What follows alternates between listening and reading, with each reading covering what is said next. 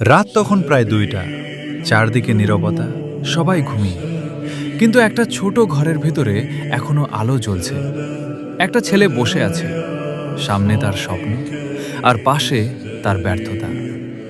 দিনে মানুষ তাকে দেখে হাসে, কেউ বলে তোর দ্বারা কিছু হবে না, কেউ বলে স্বপ্ন দেখা বন্ধ কর। কিন্তু তারা জানে না এই ছেলেটা হাল ছাড়তে শেখেনি। প্রতিটা ব্যর্থতা তাকে আরো শক্ত করেছে, প্রতিটা কষ্ট শক্ত করেছে, প্রতিটা কষ্ট তাকে আরো জেদি করেছে। কারণ সে জানে একদিন এই নীরব রাতগুলোই তার সফলতার গল্প হয়ে যাবে। মনে রেখো, স্বপ্ন দেখা সহজ, কিন্তু স্বপ্নের জন্য লড়াই করা মানুষই একদিন ইতিহাস লিখে।